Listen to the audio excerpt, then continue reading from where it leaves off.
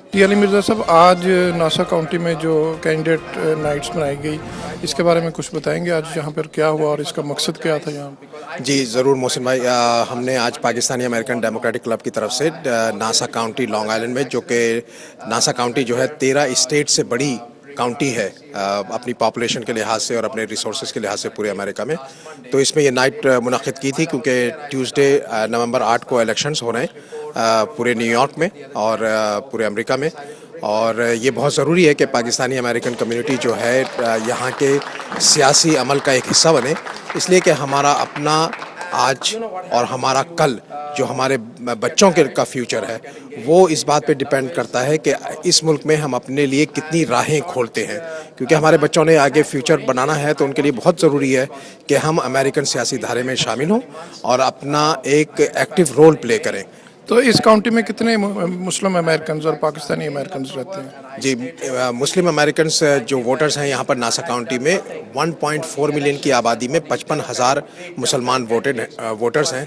तो अगर आप देखें ना, एक 14 लाख की आबादी में 55,000 वोटर्स जो है मुसलमान हों, तो ये एक बड़ी तादाद बनती है जो कैंडिडेट्स को, किसी भी कैंडिडेट को जितवा सकती है क्लोज रेस में।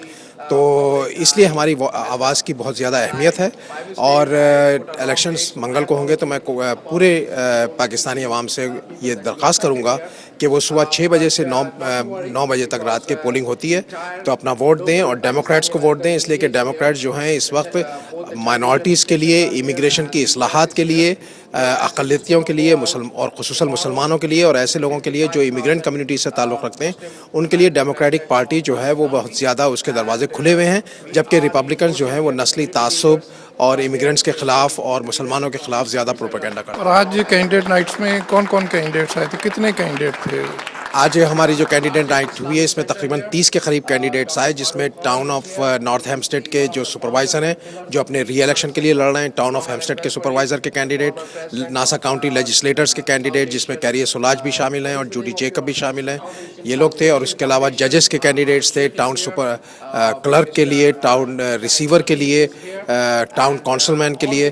तो ये तमाम पोजीशन जो है, क्योंकि ऑल पॉलिटिक्स इज़ लोकल, तो ये तमाम पोजीशंस बड़ी अहम हैं। और मैं दरख्वास्त करूंगा पाकिस्तानियों से कि वो ज़रूर ट्यूसडे नवंबर 8 को आएँ और डेमोक्रेट्स को रो नंबर ए पे थ्रू आउट सबको वोट दें। वैसा इन इलेक्शंस का या इन इलेक्शंस में जो लोग इलेक्ट होंगे और जिन ऑफिसेज के लिए इलेक्ट होंगे, what does it mean to Pakistani Americans living in Nassau county? देखिए, हमारे जो रोज़मर्रा के मसाइल हैं, चाहे कोई परमिट लेने का मसला हो या टैक्सेस हैं, प्रॉपर्टी टैक्स हम लोग भी देते हैं, तो टैक्स का मसला है, या लॉ एंड ऑर्डर सिचुएशन का मसला है, या हमारे लिए इक्वल राइट्स का मसला है, ये सब लोकल लेवल पे डिसाइड होते हैं। क्योंकि हमारी पुलिस, हमारे जो लोकल एडमिनिस्ट्रेशन है, गार्बेज कलेक्ट करने वालों से लेकर तमाम जो लोकल मसाइल पे हैं, वो इसी लेजिस्लेचर के तहत और लोकल गवर्नमेंट्स के तहत आते हैं। तो लोकल इलेक्शंस जो हैं वो हमारे लिए रोज़मर्रा की ज़िंदगी के मसाइल हल करने के लिए इवन नेशनल इलेक्शन से ज़्यादा अहमियत रखते हैं। तो आप समझते हैं जो टर्न आउट का अमूमन प्रॉब्लम होता है, हमारी कम्युनिटी में भी ये प्रॉब्लम है, और अगर है तो इसको आप किस तरह एड्रेस समझते हैं, किस तरह करना चाहिए?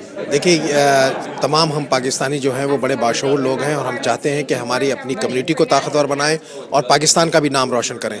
तो इसके लिए बड़ा ज़रूरी है कि हम अपने वोट का इस्तेमाल करें। मेरे ख्याल से अगर शुरू में लोगों को एहसास नहीं था, तो 9/11 के बाद से तो बहुत से लोगों को एहसास हुआ कि हमें सियासत में यहाँ हिस्सा लेना चाहिए।